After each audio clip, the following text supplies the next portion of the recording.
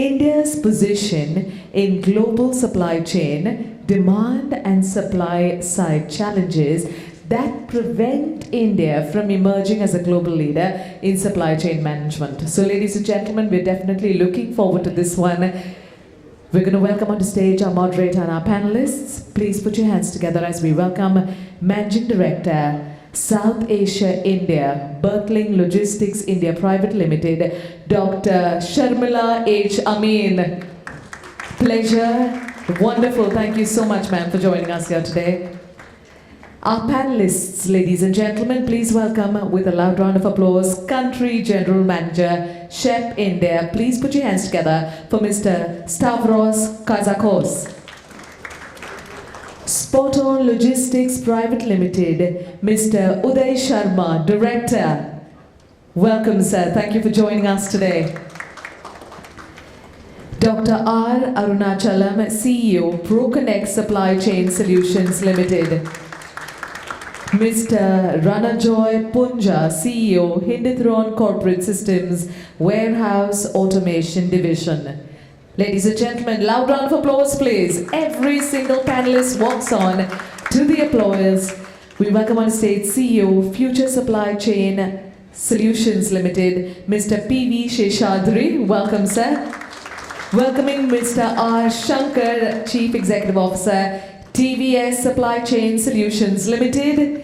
Please welcome Mr. Vineet Mehrotra, Managing Director, Fonte Supply Chain Solutions Limited. Loud round of applause, ladies and gentlemen. Mr. Ajit Jangle, CEO, Supply Chain, DP World. Welcome, sir. And finally, we welcome Mr. Shubhendu Das, Managing Director, Hellman Worldwide Logistics India. Ladies and gentlemen, our final panelist walks on with the loudest applause. Come on. All right, well, we've made sure that we are invigorated, we are ready, and we're going to be completely tuned in to this panel discussion. Ma'am, handing over to you. Good evening, thank you. And really, you know, I've got this beautiful cake here, and the cherry on top of all of it, so I'm sure all of you are as surprised as I am to be on this panel, moderating all these stalwarts from the industry. So before I start, I'm going to give a little small reason. I'm sure all of you have seen the Titanic. Have you? Has everybody watched the movie Titanic? Why did it sink? It was logistics failure. There were less ships and more men. So some of the nice gentlemen allowed, you know, let the woman to go and things like that. So today, I've got my turn to take my revenge back on all of them. So I decide who's going to talk how much and for how long. Great. So I'm going to start with you, Stavros. You know, in this, the topic is very interesting, of course, for all of you, and we are here to understand, and I'm going to leave a lot of time for you guys to check with all of them, since they all come from their own respective fields. Give you more of a chance to interact with them rather than we trying to, you know, run this as a debate and give you ideas of what we feel things could happen. So in the dynamic supply and demand environment of today, how could the suppliers and customers coordinate better than today to increase the sourcing and market access globally? Since you have been a global player, how would you suggest India should get some out-of-the-box solution from your international setup in the Indian logistics industry looking at the present scenario? Thank you very much. I don't know, is it okay? Yeah. So thank you very much for the question. Well, I think the first thing that we need to understand is actually that the way the world today makes, moves, and sells goods has completely transformed. Until a few years ago, we were talking about how we can ensure the customer has more choices and how we can reduce costs and make sure that they go faster to the customer. Now there has been one more element that has been added over the last few years, and we see the noise that is happening globally, and that is affecting the international trade and how we should improve ourselves, which is linked with environmental impact. Everybody is interested today to ensure that we minimize our environmental impact on everything that we do. So we moved from an economy that was all about how can I reduce my cost, to an economy that has to be circular, to an economy that share and reuse is becoming the norm. It's not the extra thing. It's not an additional service. So this is actually where Brambles and CHEP today is here, because our model as such is a circular model, is a share and reuse model. So one of the ways that you can do it is being able, with collaboration, having models and having products and services that are actually adding to the circular economy and ensuring that you're making lower environmental impact. But this is one piece of the story.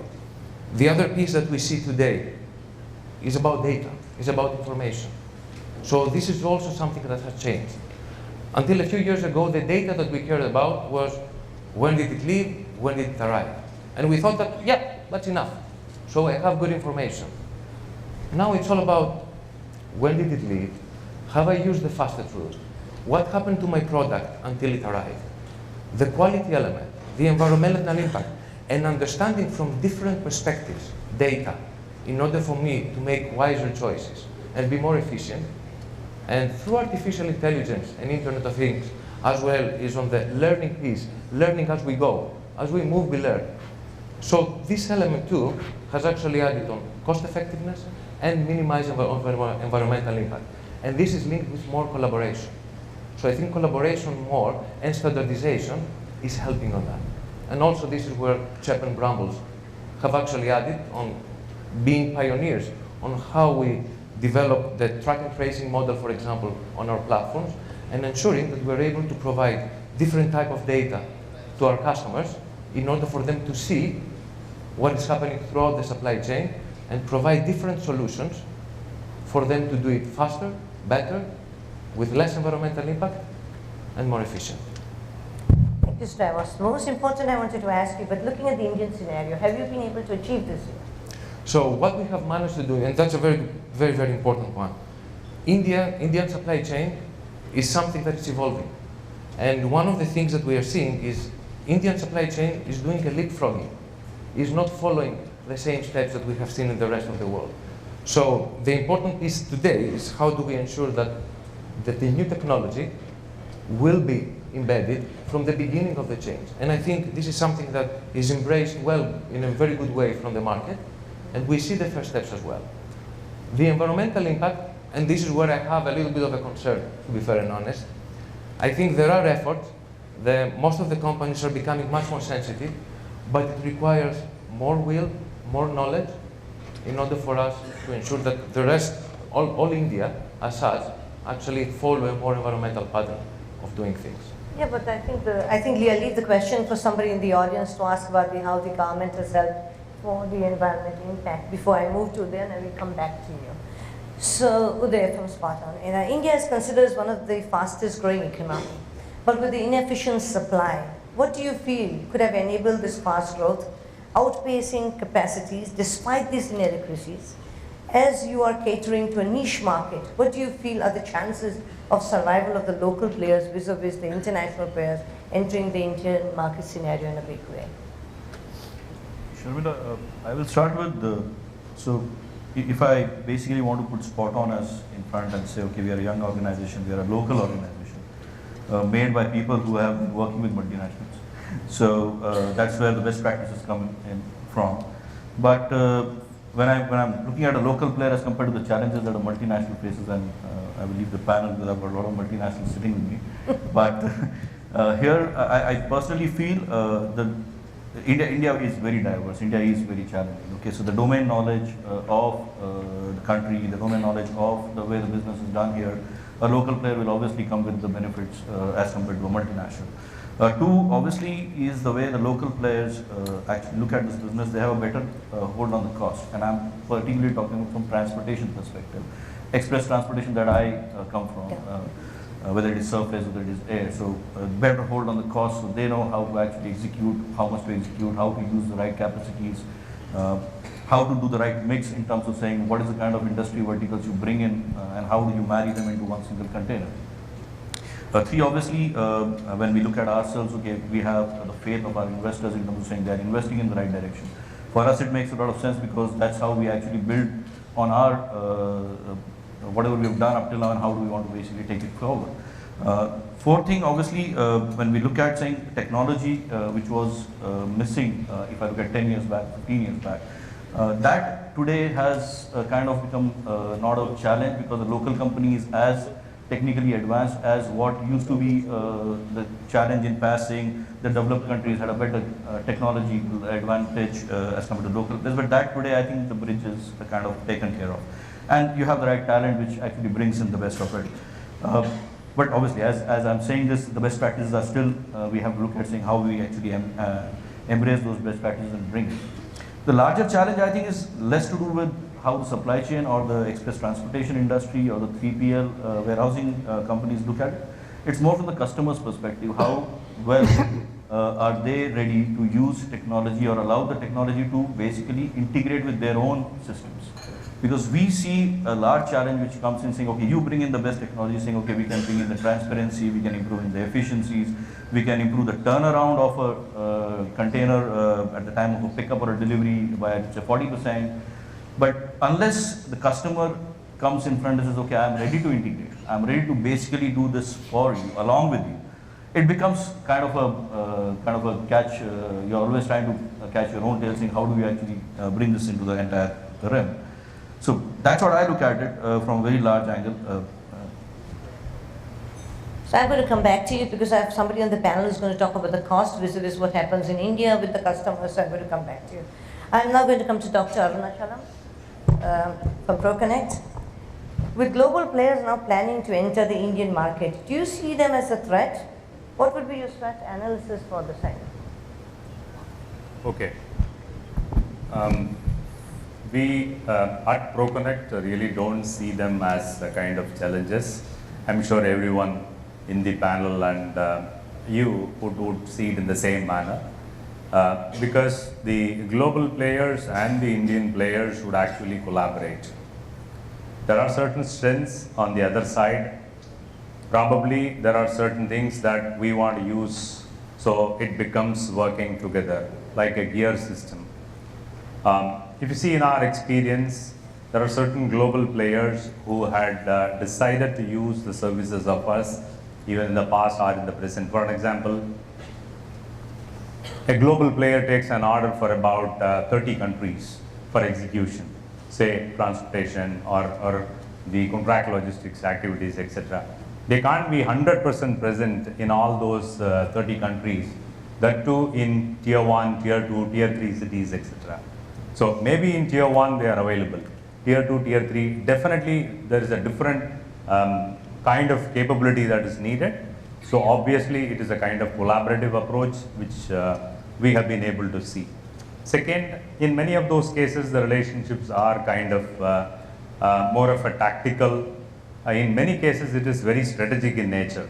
So every time I was just telling the ones in the panel in the afternoon that every time we come to a forum to LSE, we hear one deal. So last year we heard one, this year we hear one. So some of the panel members also are the party to the M&A. So we are very, very happy to hear such news. And this is actually a testimony of the services that we have done thus far. When an external investor invests in the company, this is actually a testimony. After our sons and daughters, we finish certain graduations and then go to certain management schools. And in the management schools in the final year, they are awarded with the highest level of salary band. We are very happy. It's a testimony of the services that we have done. So in our opinion, it's definitely a collaborative process, whether it is in terms of technology usage or in terms of the real-time usage. That's how we feel. Thank you. So I'll leave the questions if anybody's want to ask Doctor later on for it. And I now come to Mr. Ranajoy Puncha, sir. Technology needs of the Indian industry for it to become globally competitive in terms of cost, which is very important factor in India, quality, quantity, lead time and sustainability. What do you feel? How would your company plan to enhance this digitization in the logistics sector? Thank you. So I think taking the technology angle here, clearly, I mean, everyone's aware, there's talk about digitization, Industry 4.0, a number of trends that we're seeing globally happening at a very fast pace, where you talk about robotics, you talk about automated guiding vehicles, machine learning, 3D printing, just-in-time manufacturing that's been there. You have Internet of Things, you have RFID, sustainable logistics is becoming very key. So there are these mega trends that are happening that are moving very quick. And I think for India to stay competitive and the companies here to stay competitive, we have to start adopting those trends that are happening. And I'll club it into digitization. And digitization is really a huge opportunity as well as a huge challenge. It's not an easy way forward. So how do we as companies leverage it? How do we deal with it? How does the country deal with it? With enabling factors becomes very critical. And digitization is not just about improving the efficiency and making the supply chain faster or the operations faster. It's really about completely rethinking processes, right? And changing those processes to improve the business outcome. It is quite often viewed as very technical or a very technical topic, but the gist of digitization, as we believe, is really the value of data, right? And using that data to really drive decisions, to make analysis, and to value add into the process.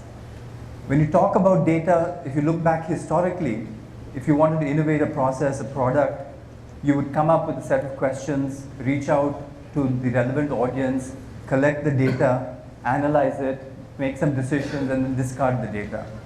But today, with big data and data being so critical and the abundance of data, with Internet of Things, cloud technologies, mobile handsets, CPUs in every single device, 5G networks, you have an abundance of data. So what's happening now is that data is seeing certain patterns, right? And those patterns generating the right questions to ask and qualifying those questions and who to target, which is then leading to innovation and process in supply chain, in products as well, right? So it's really big data in a big way. If you can handle that, how that can address your company and drive productivity, competitiveness. And it has to be done because we're competing in a global market now, right? We can't say, okay, we'll just look at the India market. It will work for some time, but not if you really want to compete globally. Now, if you take that to the logistics segment, intralogistics, where Hindutron and Canap play, we still really believe the main asset or tool is a smart worker. Right? You can bring in robotics, you can bring in AGVs and other things, but still the real asset is a smart worker. And what I mean by a smart worker is a worker that has additional information, augmented reality or artificial intelligence tools and information being provided to him at the right time, the right place, the right quality for him to be more efficient and work smarter. Right? So a good example to give you is at Canap we have a very simple not simple, it's a packing application. Right? So as the person is packing the outbound goods to be sent out, he's actually told how best to pack this. Right? And it's artificial intelligence software that is constantly learning from past experience and refining the process, saying put the perishable items on top, put the breakable items on top. Complement that, we have goods to persons technology that is really bringing those items out in the right sequence for him to be able to pack the right way. So net, you have a product that's going out, or you have products that are being shipped that less chances of breaking, there's better quality, the customer's happy, improves your service, improves your brand, etc. Right? The second item that we can really leverage is there's, all the way from manufacturing to distribution, there's sort of a product tag associated with that clothing device, pharmaceutical device, or anything that's going out. So really, and with a lot of knowledge in that tag, whether it's an RFID tag or any kind of electronic tag that's in there. Now, can that tag or leveraging that tag in the different processes to add value, right? In the manufacturing process all the way down to the distribution process. That's very important. So finally, it comes down to, there's constant change. Change is the only constant. You have new customer requirements, you have new processes, you have new business models, right? How do you leverage digitization to assist you to be more competitive in your supply chain? And at the end of the day, when we say supply chain, is really, all the way from manufacturing distribution, having the right quality, availability of the product in a convenient form, and customization as much as possible. So it's really I think absorbing these different areas and trying to be more competitive, especially if you want to play in a global market. Very true, absolutely. I'm going to come back to you on that one, but I'll come back to Mr. Sheshadri. Welcome on the panel, sir.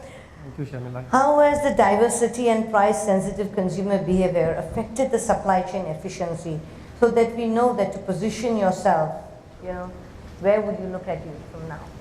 See, I come from a third-party logistic background. I said we always read customer mind. If you have somebody says diversity and efficiency is definitely going to bring down expectation on diversity and efficiency is going to bring down the service level expectation, I would still say that it is not. But the expectation of customer would always be at a level where you need to always keep competing within yourself at this point of time, because you should be constantly reading your customer mind and keep coming up with some innovative thoughts and ideas, so that you start responding and keep taking care of his requirements time and again. This is the kind of business what we are at this point of time. Stickiness is very important. The stickiness is actually one come in as long as you keep adding value into it. So it is very important for us. Efficiency is something which is hygiene at this point of time, which is anyway it's given, and by expecting you to be a more cost efficient and to be more responsive in terms of the services which is expected, doesn't mean that there is some amount of inefficiency is accepted in the system. I don't see that's actually happening. We've been regular touch constantly with many customers, and our record itself is actually says our stickiness is pretty high in our system. That's only because there's some amount of value add which you have done over a period of time with customers. So I would still say yes, the demand will continue to grow. You bring in more efficiency, you continue to be very innovative and try to bring in more and more automation technology role into the into system, and try to actually leverage out of the scale, and try to be more collaborative in terms of overall his business and the supply chain linked to that business. So unless you're actually in constant and regular touch and engagement with the customer, I don't think both of us our requirements are actually met, and we constantly keep coming under this pressure. And I'm pretty happy. I think that's where you will be able to add value, because we always keep talking about science of supply chain. So where does the science of supply chain comes in? Unless the both parties are in the kind of benefit which we got ourselves into this kind of alliance and relationship. So I would still say the expectation is quite fair. I don't think any service level drop which is happening at this point of time, probably not, because it is something which, as I said, it's hygiene and it's given, and people should always keep this in mind and continue to keep engaged with the customer, so that you keep improving day by day on that. So I'm pretty sure that is what the expectation of most of the customers coming over here, especially in the kind of customers I keep facing in the industry. I think Shankar would also agree with me on that. The price pressure will always be there, and the very important thing here is that how do you achieve this? See, unless you actually start integrating a lot of things together and trying to actually bring down the cost, or trying to up the efficiency which is expected, which is available in the system, which is not possible. So I'll go back to the discussion again. The integrated approach is something which we should bring into the system. That is how probably things would actually become quite easy. We've seen the success of what you've done it in your own group, which was the Big Bazaar and Pantaloon. You took it to a level where not only was your price right, but you took the brand to such a high level with the efficiency itself. So tell me, is that still the pace and the growth is what people didn't expect the market to be so huge? Are you still on the same growth path, or you're scaling still one higher than Actually, trying to achieve something more with your efficiency and, as you said, the right price at the right Actually, Shamla, if you just say that our customer is growing every year at 25 to 30% in terms of volume I'm talking about, because I can only talk about the volume because that's what something which I handle. And if you just look at the setup today, 8-9 years back we started with a setup which maybe X percentage of area at this point of time, but the customer volumes have actually grown by 4 to 5 times. Does that mean that we have actually grown the size of the warehouse in terms of volume? No, we are not. So what we have leveraged is that constant innovation coming in that. And in fact, I keep, it's really heartening to say that whenever I keep listening to my customer when he's talking in most of the conclaves and conferences, he says, one of the success mantra for our business, probably the efficiency which we actually built in supply chain. We are able to actually reach corners. We are able to build a model where we are able to actually serve customer as and when it's needed. That's how our volumes are actually going up. So this expectation continues to be there with them, and we are able to actually live up to that expectation. But you need to be constantly innovating for that, and you can't be very static there. So I think that's one of the examples what we have. And similarly, we have such stories with many of our customers, especially on the integrated approach part of it. Yeah, one-stop solution for everybody, and start saving their time, which is also part of another efficiency. Yeah, Absolutely. It is actually, I would say, a part of the cost. Imagine somebody here on this table, or all of us here working, and would like to go to one-stop shop and say, I'm in a hurry and I need to get in something. And that's the model you brought into this country, which is absolutely innovative. Speed and velocity, which we were talking about. Absolutely. We talk speed and velocity separately. Yeah. So let me come to Mr. Shankar. Sir, key reasons for the high supply chain costs in India, estimated to be as much as 13% of GDP. Now this 13% hasn't moved, and we just had this lovely discussion why the 13 is not moving. It's such an unlucky number, and we're supposed to be the world's fastest growing economy. We are at 2, and why should our logistics cost be 13? We want the 3 to go away soon. What are your plans for avoidable logistics costs in comparison to global markets? What do you feel should be the strategy to strengthen these logistic chain, considering you are a 100-year-old company with a presence in 50 countries as well? And did the introduction of the GST regime actually boost the trade and supply chain efficiency? Okay, I think you've asked a very valid question, and I will address it in 3 parts. Number one, the percentage of logistics costs as a percentage of GDP, yes, it is 13%. Not moved the needle much, but I think Government of India has taken an initiative, and industry bodies like CIA, etc., are working very closely with the Department of Logistics, Ministry of Commerce, to bring it down to 10%. That's a stated policy. In the next 5 years' time, we want to bring it down to 10%. So that's where the government is headed. Besides bringing the logistics performance index, we are ranked at about 45 or 50, and that want to come down below 20. These are 2 goals. Even the National Logistics Policy, which has come out, is also talking about. So there's a huge effort led by the government in bringing it down.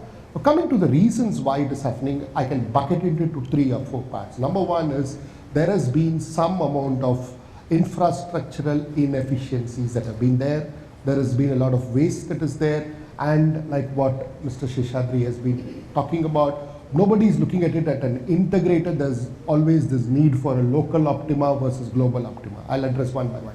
Infrastructure is really an issue that has been bothering the industry quite a bit. Roads have improved significantly, and there's no doubt on that. But overall, there is a lot of waste in the system due to various infrastructural bottlenecks, real and some perceived and anticipated, and therefore there is an inventory that's getting built up. There is not much of infrastructure in terms of cold chain, because of which a lot of agricultural products get wasted, and that's one of the main reason why it's happening. Another reason it's happening is thefts, and also there are a lot of shrinkages that happen en route in the supply chain, which is also contributing to all these things. There was a study done, I think, by McKinsey, and it says that actually our logistics cost is only about 10%. 3% goes in these kind of waste. If we are able to eliminate this waste, we will come down to what the global levels are. And that is where companies like us come forward and say that, can you look at it integrated? Can you look at holistically what your supply chain is? Can we look at how do we optimize your network? How do we bring in an efficient methodology of where to produce, where to store, and how to deliver to your customer without changing any delivery parameters to your customers, be able to do it. Earlier, the entire network planning exercise was to be tax efficient. At least one regulatory change, which is the GST, has really helped in making companies look at, we need to be not only net efficient from a tax point of view, but we need to be network efficient point of view. To give you a simple example, if you look at a place like South Bangalore, you could easily serve it from a place like Hosur, which is neighboring in the state of Tamil Nadu. Or in the NCR region, National Capital Region, there were 6 locations that you need to store your goods to serve to all the adjoining states, whether it's Delhi state or whether it's Uttar Pradesh, Rajasthan, Haryana, and so on and so forth. So all these things were kind of impeding the ability to plan your network properly. But now, with the advent of GST, that is definitely improved, and you are able to serve really where you have to, and customers are looking at how do we optimize the network basis and make it more efficient. Another thing that was really hampering all these efficiencies was that there was this, you had the so-called check post where there's a lot of weightage that's happening. Post GST, at least transit times have dropped anywhere between 12% to 15% in a long distance. Say if I were to look at Delhi, Chennai, 2,150 kilometers if one was due, couple of years ago, maybe 5 years ago or 4 years ago, one truck used to do it in 120 hours, came down to 96, and today you don't even have to have these relayed kind of a drivers. Even without that, with the true drivers, anywhere between 85 to 89 hours, one can do it efficiently, and if you want to do it still lower, it's possible. So there's a lot of efficiency gain that's come up because of the regulatory stuff that is coming. Your next question was, I've answered, I think, the GST part of it, but next question was, what are companies like us doing it? I think that's a very valid question. We always go to our customers and say that don't look at 3PL operators or any as we have a particular warehousing job to do, or you have a particular transportation job to do, and can you come and tell me how you can do it at the lowest cost? Instead, if you were to look at the entire supply chain as one unit and allow us to plan the network, optimize it, as well as plan for every part or every SKU, then the real value will come in. And with the advent of technology and the end-to-end visibility that we give, all the kind of risks that one could take, because you never knew where your stock was, whether you would be able to reach it to the production supply chain, or whether your line would stop, or if it's an outbound supply chain, will you run out of your stocks for selling to your customer. When visibility is given thanks to technology, when end-to-end we are able to give the confidence to our customers, then the real value will be accruing to everyone, and the supply chain becomes far more efficient, the supply chain becomes far more agile, and also the market is changing, the demand patterns are changing. So you can't afford to be rigid in these things. With a very optimized network and agility in changing it as per the needs of the demand, with the advent of utilization of the right and appropriate technologies, I'm not saying that we need to invest very heavily, with the right adoption of technology, and like companies like ours that set up control towers, and we look at how we can provide this information on a real-time basis to our customers, I think the system would become more and more efficient, and we can look at system efficiencies, giving the real benefit, and logistics cost as a nation. For the nation, there will be logistics costs will come down, and probably we could hit even 8%, which is what the Western world is really, spending on logistics. Absolutely, absolutely.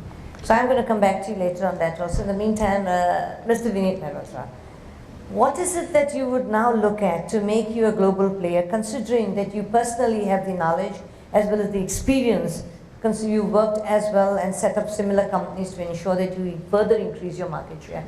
And I'm sure all of you got these lovely little presents today with these things. It's all thanks to Mr. Mehrotra that all of you have got these chargers with you today. Thank you very So much. what can you give us with the new iPhone 11 Pro or something? That was missing. I only give the razor, so to say. The cartridges have to be bought by you. All right. First of all, I think it's a very tall order to say that our aspirations are to be a global company. We try to work globally because all our supplies are based out of, let's say, Sweden, then Italy and England and France. However, the customer base is entirely in India. So in a way, if I've got to convince myself, and as a feel-good factor, I'll say, oh yes, I already am a global company. But I think as a truly a global company should have operations or the customer base across all these countries, which we are not. And at this point in time, the idea is to concentrate on India as being the customer base, while the sourcing can continue from wherever we are currently doing, or probably expand that. Now, that said, I think when we started this company about 5 or 6 years back, it was a desire to basically do something on your own, become an entrepreneur and all the rest of it.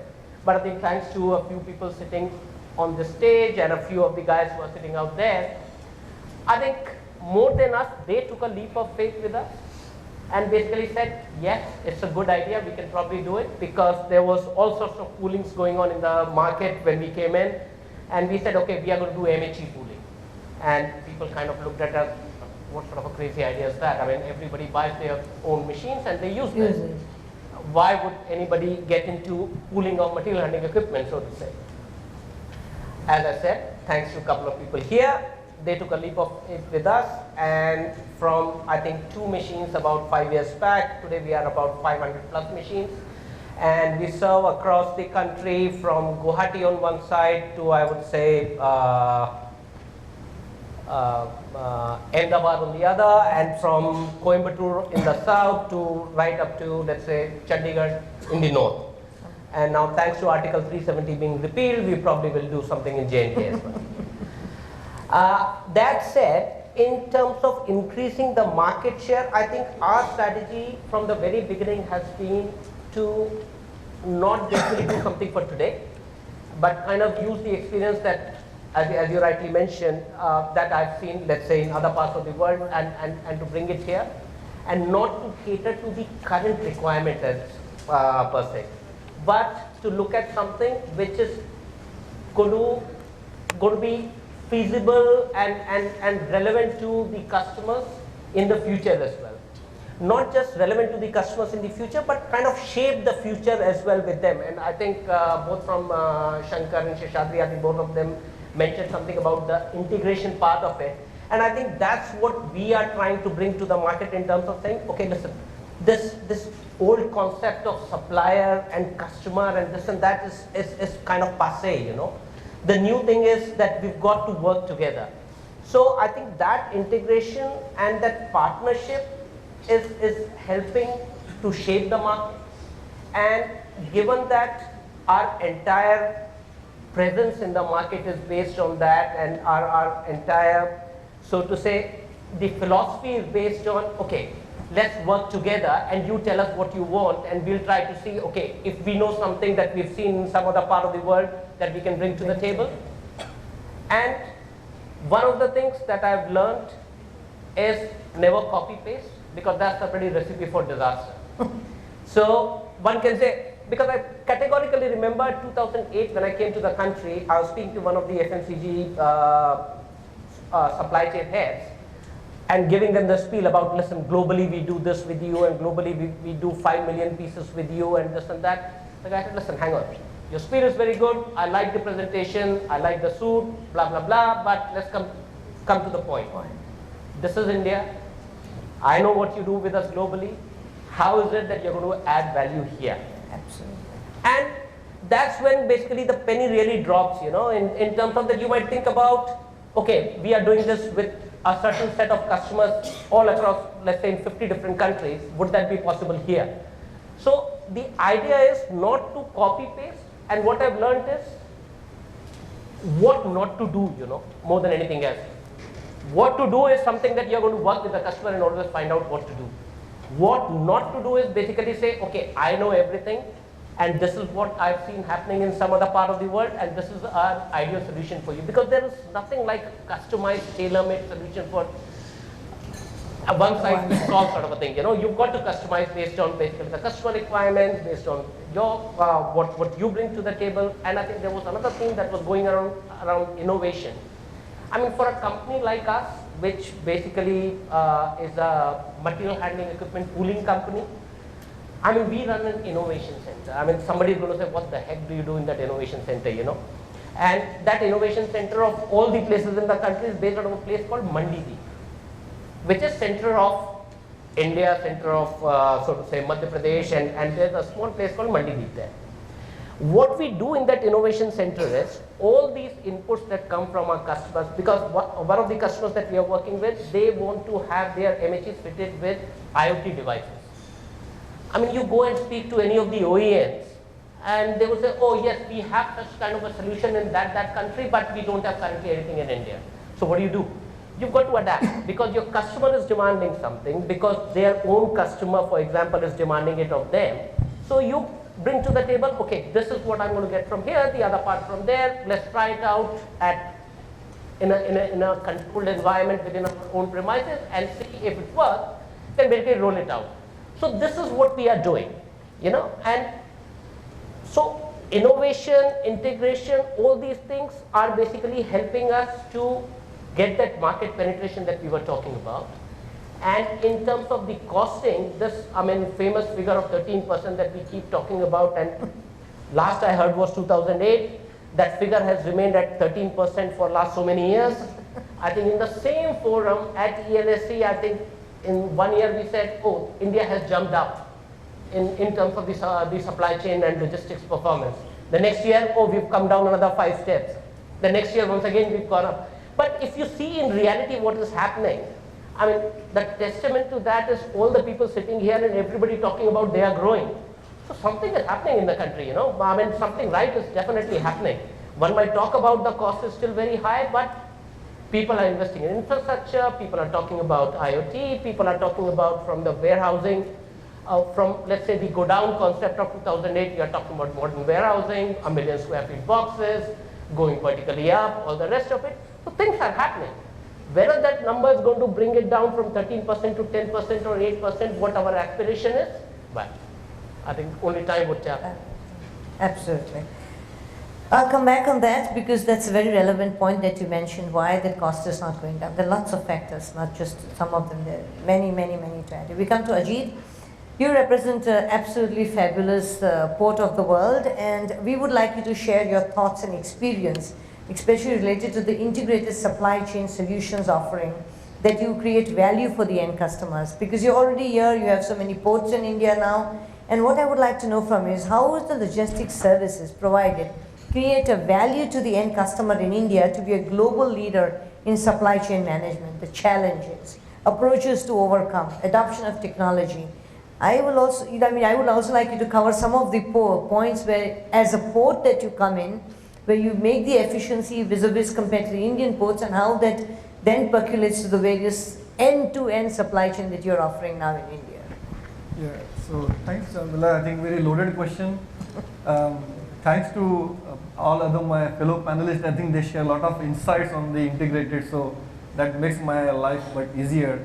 But important thing is that our whole life of supply chain professional is revolving around customers and customers' customers. I think that is a circle, the center of circle for every discussion which we do of our whole life. Every year when we go to customers, there are two challenges. The increase in the SLA and reduction in the cost. And these two are always maybe a conflicting sometime, but that is the reality of life. So I think we should take a pride of everybody in this room, either from the customer side as well as service provider side. Every year we reduce our cost in supply chain for sure, because that is what the major KPI of everybody in the logistics manager or logistics company. Totally. And second thing is that we try to improve our KPIs, SLAs to our final customer. So I think we all take that pride. That 13%, I don't know why it's not moving, it's different discussion, and I think somebody shares some of the logic in that, but I firmly believe as a professional that as a supply chain professionals in this room, everybody is contributing to improve the efficiency in supply chain. So that is the first point. Now, the only thing is that the question remains is that how exactly we are adding continuously value. And that's because adoption of technology, adoption of change in processes which somebody mentioned before. But only thing is that process is changing. So earlier optimization was in isolation, like somebody is optimizing warehousing, then somebody is optimizing transportation. So those optimization is in different processes. Now what we are trying to do is precisely in DP World is that we are trying to optimize the whole integrated approach. What we realize is that although we talk about asset light, but the real challenge is in infrastructure. So what DP World is trying to do, although we were the largest port operator in India, we got into now CFS, ICDs, PFT, we got express, contract logistics, we got now the cold chain, we are going into the free trade zone, and most importantly, we are into now heavily into the rail transportation. Now why? Because so far whatever solution we offered so far, now it reached to a point that further optimization will be a challenging. But now, let's say when we talk about transportation, we move from the certain number of hours from A to B to certain point with a certain cost. Now the next thing is about how we can use different mode of operation. Maybe can we manage rail operation which will be possibly more cost effective, and with the change in the rail structure nowadays, how we can improve the SLIs. Because this is going to be a change.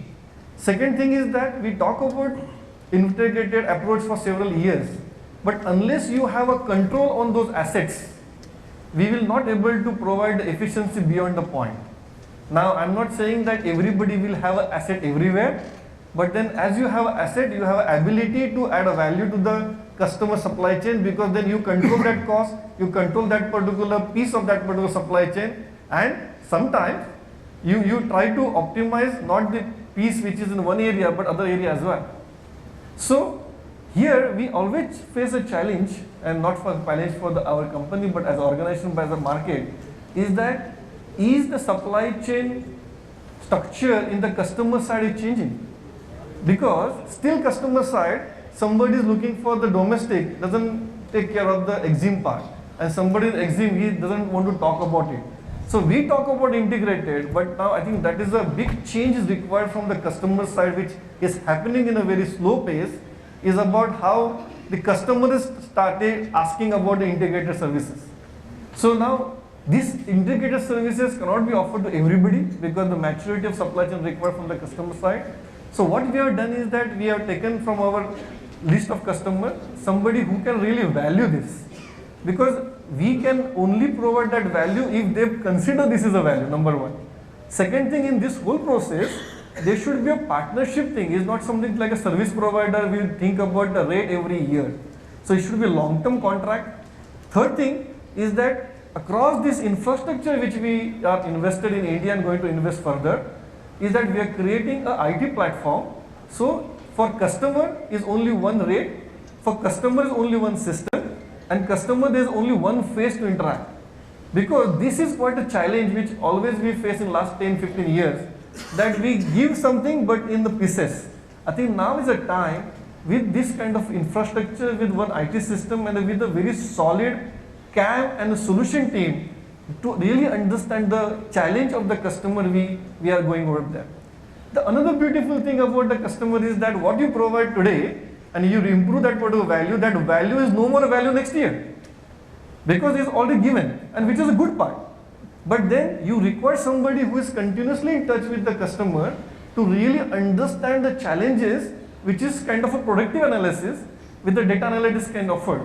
And now we are starting with the education process with the customer, that boss, you need this particular thing, not only what you're asking, but then another thing which possibly you are missing. So here is about exchange of the knowledge and to derive at the win-win situation. So that is what the value which we need to add to the customers. Now those examples are very less and require a lot of time, and that required a very senior level involvement from the both sides to reach that particular point. So there is a continuous addition. It should not happen that okay, you started the project and okay, when we can get 10% reduction tomorrow or something. So we should have a very patient thing, because challenge is that till we reach to particular point, the customer requirement is changing. For example, we all were very happy about the 1 week delivery. Because of the e-commerce, it started in 2 days. Now the trend is coming next day. Somebody is talking about hours now. So what was right and what we built for last several years, we need to again disrupt and start with a new thing.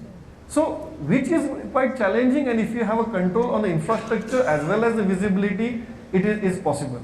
Coming to the port, I think the port efficiency is a starting point for the inbound, and maybe for the exporter but then it is changing very dramatically, specifically because the number of ports are coming in the country, that is really helping us to improve. So it is a real bottleneck which was there 5 years back. Now lot of stuff from the key ports is moving to the secondary port, which is helping. And the good part is that the infrastructure is getting built around those secondary port as well. So if you take about the Mundra, lot of cargo is moved from the Nhava Sheva to Mundra. And now we are investing into the Mundra port, Mundra CFAs, rail from Mundra to the ICDs in the north. So this whole supply chain which you are providing with the one bill. So now the second stage is that what we done for the Mundra and let's say north, how we can do it for the other ports and work on this ecosystem to add a value to the customer. Fabulous, absolutely fabulous what you are doing.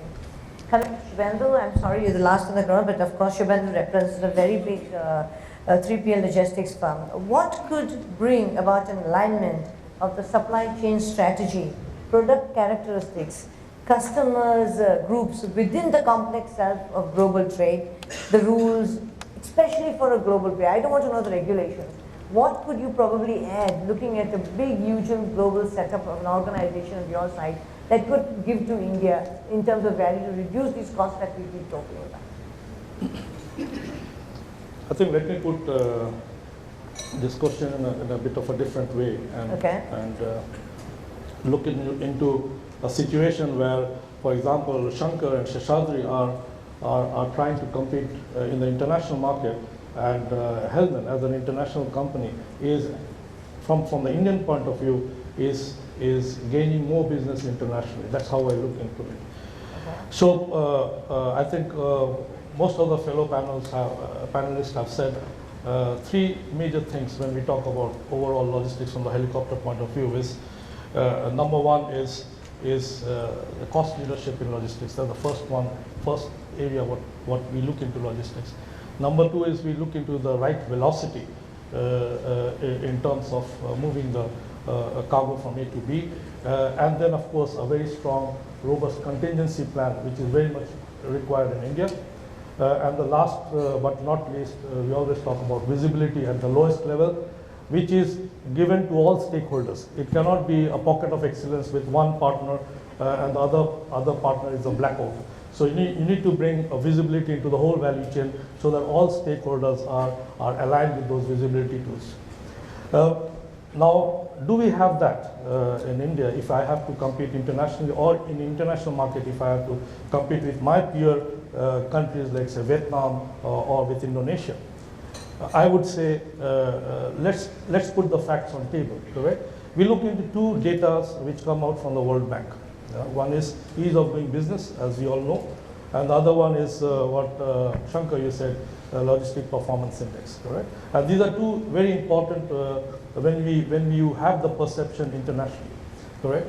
I would say that the first one is quite positive. When we look into ease of doing business, I think we are at 77th rank now. We moved 6 points up, and out of 190 countries, I think that's a very good sign. But when we talk about logistic performance index, when you look into the data of 2016, we were at 35 positions globally. When they do the detailing of 160 countries, we were at 35 positions. In 2018, we are at 44 positions. So the question is that, are we not investing in infrastructure? And the biggest area where we dipped was infrastructure with 12 points, and the other one is logistic competence and processes, where we did by 10 points. My question is that, have we invested? We are doing a lot of investment. We talk about a lot of investment by government. We see a lot of pockets of excellence here, there, here. But overall, when you look into it, I would say that we are struggling. Speed is in essence. We are struggling. And when you look into countries like, even like Cambodia, you look into countries like Indonesia, you look into countries like Vietnam, they are climbing faster than us. Yeah? And that's a scary sign because if we do not have the right ecosystem, we will still talk about the same thing. 13% of our GDP is the logistic cost. And are we competitive enough in the marketplace for a local company to be internationally competitive and a global company also internally to be internationally competitive? I think that is where we have to look into it. And I'm very optimistic, but I think our pace is still slow and we need to speed up. Absolutely, I totally agree. Before I start the questions, I will take the question and then I'll probably sum up what my panel said. Does anybody would like to ask anything to any of my panelists here on the table. Yeah, sure. We'll take you first and then sir, we'll come back to you. Can you please give him the mic? Please identify yourself and whom you would like to address the question to. Yeah, my name is Sridhar. Currently I am with Vineet, working with Fonty. Before this, a couple of months back, I was with Asian Paints. I was handling the tertiary logistics for the country. This is not so much a question, but one of the thoughts I always had was our logistics, the cost and the efficiency, a large part is because of the way our last mile deliveries are designed, because of the way our retail is structured, because of our mom and pop stores. See, speaking from paint point of view, an average store would be about 70 or 80 square feet, somewhere in the center of the city where even a vehicle cannot go in. So that's led to inefficient vehicles of 500 kgs, 200 kgs, so on and so forth. I don't think any other country has so many varieties of vehicles delivering goods like we have. So what is the solution? I somehow feel that some of the 3PL organizations, while a lot of work is being done on the secondary side and maybe primary side, this last leg delivery is where most of our inefficiencies are coming in. And that's a factor of the traffic, factor of laws, factor of no entries, the way the stores are designed. What can we do about that? I always felt that when it comes to the last mile delivery, I have worked with almost 50, 60 service providers, some of them corporate 3PLs like some of you are. But I always felt that a sort of discomfort comes in when it comes to a question of, plunging into the last mile, using smaller vehicles, doing milk runs, putting up with the shenanigans of the dealer and the local cops and so on and so forth. So that's one of the expectations companies like Asian Paints has in terms of delivery. So I just wanted some thoughts on this. Any of you, if you can just comment on this. I think the best person to answer this should be you, with your experience of last mile delivery, because we for sure know the efficiency with which you deliver the last mile to everybody. Okay, I was really expecting it would actually come to me anyway.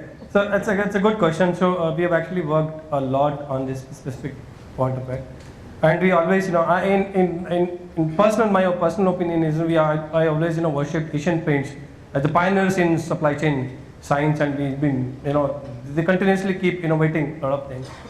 So we always learned a lot of things from there. So coming back to your question, especially on that, see, it's important to actually go as close as possible, to your consumption point. It's important. So for that, how your overall customer network need to be designed, I think probably we need to actually jointly, with a great deal of collaboration, we need to work together and really work on supply and distribution model. For example, we have done for a customer who actually has, I think probably as the only organized, retailer who has, mom and pop stores, it's convenience stores which we talk about. We currently do almost very close to 2,500 stores service at this point of time across. So we were jointly sitting with them and trying to actually work out what is going to be a model which, when you actually reach a scale of 10,000 stores, today 7-Eleven does, and across globe, maybe it's in US and maybe it's in Japan. So we started working on the network. So finally, we decided, you need to go very close to consumption point. Probably in Indian geography, it should not be more than 200 kilometers.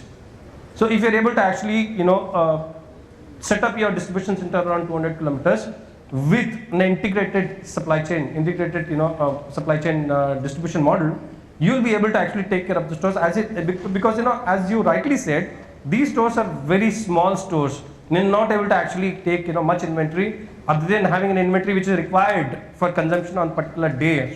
So what comes in here is a shorter distance, very frequent and very faster response. Number two is that very frequent supplies to that. So you need to really work very, very, very closely with your customer on this building of this particular supply chain model. We did build that model, and finally we came out with that, to service this almost very close to 10,000 stores across the country. You require almost very close to 38 distribution centers, where you would be covering almost very close to 90% of the consumption of this country.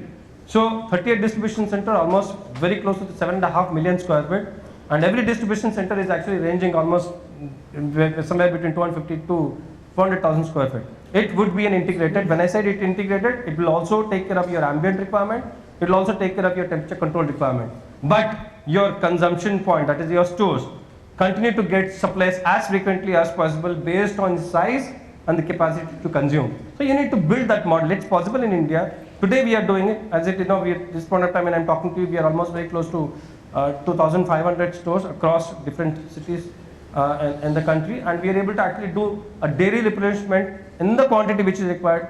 Probably whatever take. If I have to actually tell you in common denominator, maybe around 25 to 30 cases per supplies. We are able to actually do that because we have gone almost, definitely not to 200 kilometer radius, but we have gone to an extent probably we'll be able to service them in a quickest possible, time which they expect. So it involves a lot of infrastructure related work. It requires doing a lot of work on the network design part of it. But when we do it, I think it's possible. But what we have learned is that 200 kilometers is the mantra.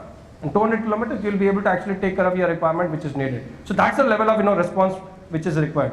And it requires a hardship. And we have done it. I think it's possible. Can I just add here one more thing?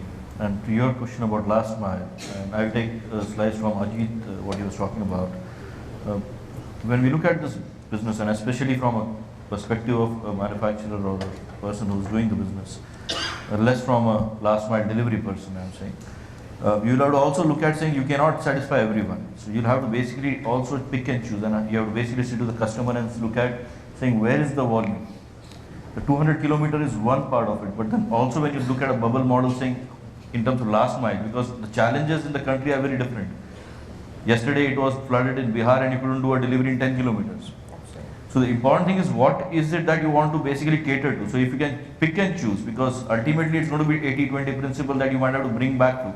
And then look at saying where you want to be closer to, which is the market that is actually more consuming and which has to be satisfied, and where you need to basically set expectations for the rest of the 20% of the market, which is 80% of your, I'm saying where is the business at. So at times it becomes very difficult, but you have to also ascertain or decide, sit down with the customer and look at the customer expectations saying, is it mapped rightly or not? Because otherwise last mile today, for example, when Mr. Shishadri is talking about 200 kilometers, we have looked at bubble sizes wherein you can actually satisfy two within on the one transit day. I'm saying a 500 kilometer radius, you can actually do the deliveries rightly. But again, you'll have to also look at saying where is the consumption and where do you want to set up this, because when the government is bringing in GST or the e-way bill, okay, the idea was that you will reduce the footprints of the number of warehouses that you have, because we all are talking about supply chain cost, we are talking about cost of logistics, and that can only come down when you bring down the inventory which is held into warehouses, on the road, everywhere else. So if you cannot reduce the number of footprints that you have in terms of your warehouses and look at your consumption points rightly and go very close to that from a consumption perspective, only then can you set it right. And I'm bringing that discussion from a delivery to even the cost of logistics, from a last mile perspective included. May I add value? So I think last mile is the key in the whole supply chain nowadays, specifically when we are talking about the customer center of supply chain. What we are doing is that we share about all the port to now up to the last mile, but then every time when we talk about supply chain, the last mile restrict to the metros. Yes. What we have now decided to take the real pain point of the country is about the northeast, because that is the area. Even how many of you basically can able to name all 7 sisters? Now today, if we talk about up to Guwahati, everything is fine. After that, we don't know exactly what's happening.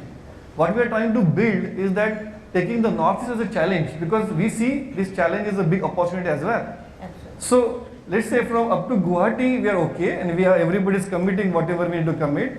But how we can take that thing to Tripura or Nagaland? Today in the geography we don't know exactly where those cities lies basically. So what we are now doing in the DP world is that trying to build an infrastructure which will take supply chain from the Guwahati to the 7 sisters. It is really a great service to the country, because it is not going to really move only the goods, but a lot of job opportunities is going to create from there. Those people who are moving from those places to the Calcutta and Guwahati, the huge talent pool is available there which can be created, and when the supply chain reaches there, I think everything happens. So I think we take that pride that it is not only the business model, of course it is, we are here for business, but then in this whole process, we try to take that advantage of those pain areas so that we can build India. Absolutely. Yeah, thanks a lot. The gentleman here, yeah, please go ahead. Good evening to all the respected people on the dais. I'm Chintu Asher, Director of XBus Fire and Security Private Limited. My question to all the people on the dais, I come from the fire and security industry and also represent Fire and Security Association of India as the chapter president of Mumbai. So, I heard about, incubation hub to using of the technology, innovations by, speaking to hearing the customer, listening to the customer.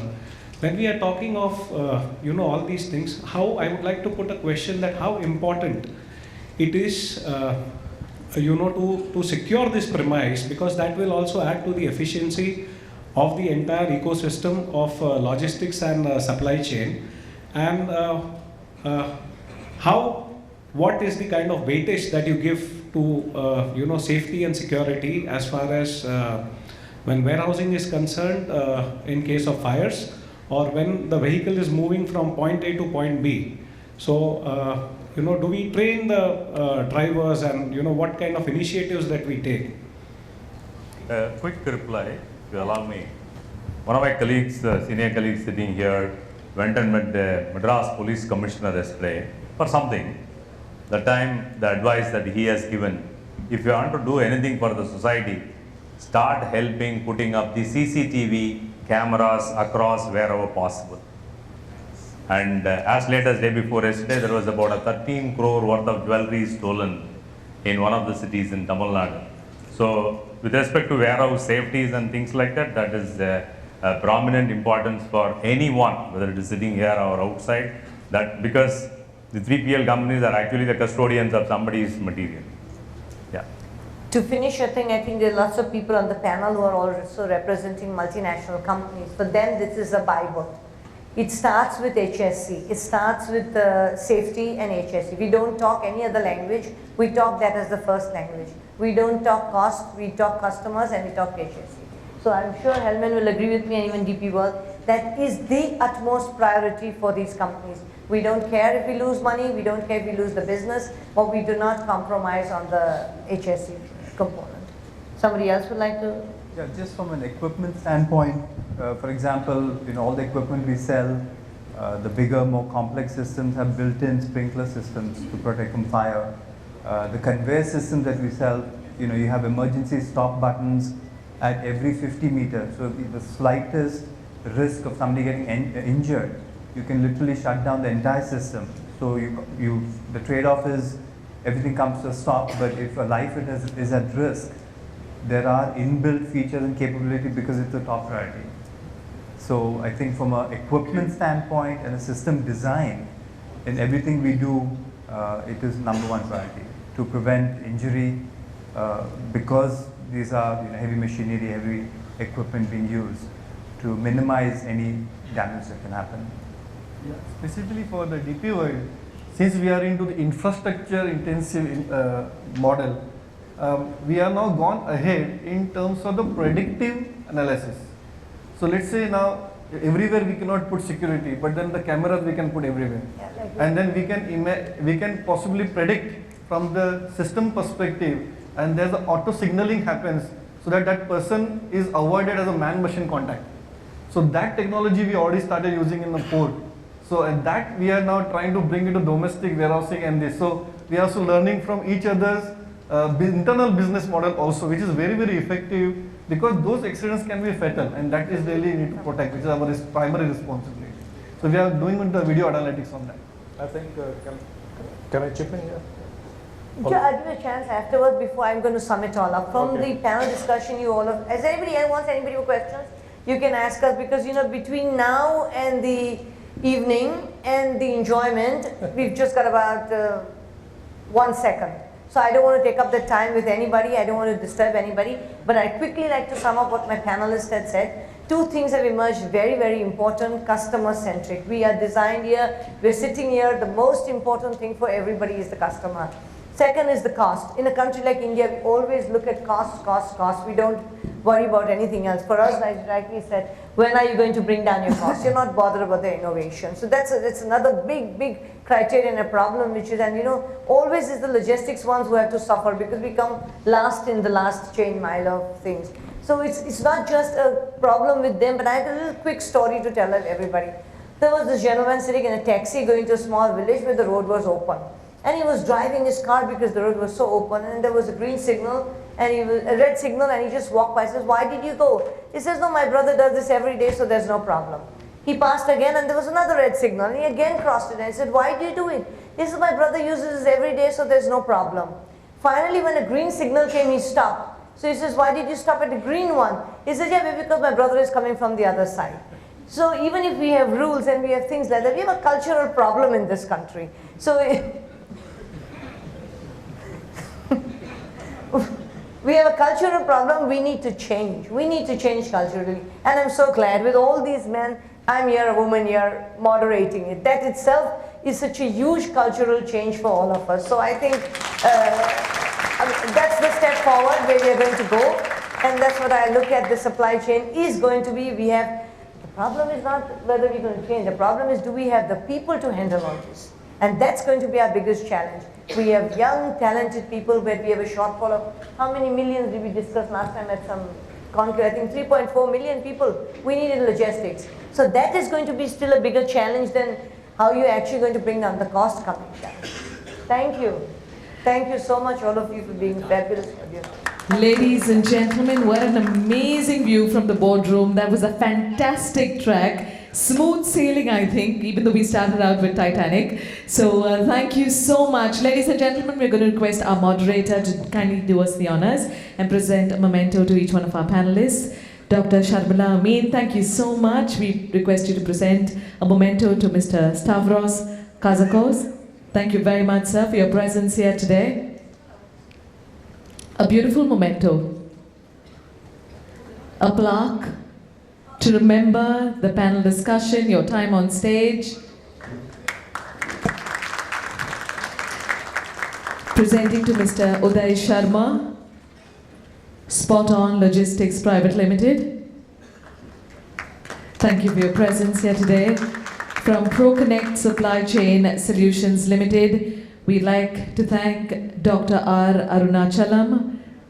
Thank you for joining us in this panel. And also Mr. Ranajoy Punja from Hindithron Corporate Systems. Thank you very much for your time and presence here.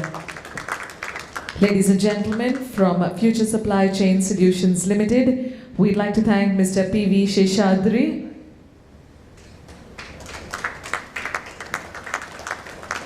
Presenting a plaque to Mr. R. Shankar from TVS Supply Chain Solutions Limited. Thank you, Mr. Vineet Mehrotra from Fonte Supply Chain Solutions Limited. Thank you for contributing to this panel. Mr. Ajit Jangle from DP World.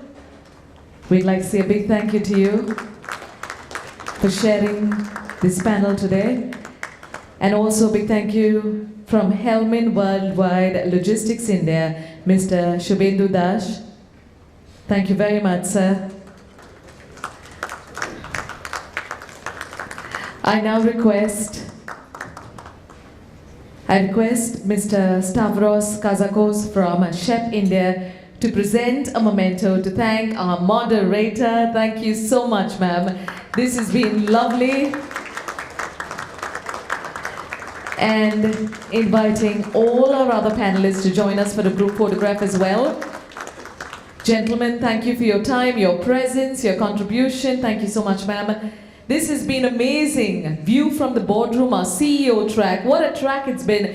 I think it calls for a loud and long round of applause. Let's show them we've been present, we've been enjoying it, and the questions are going to come back to them after the panel discussion is over. Ladies and gentlemen, With this group photograph, we're going to say that we're taking a break from the conclave because we come to the end of day 1.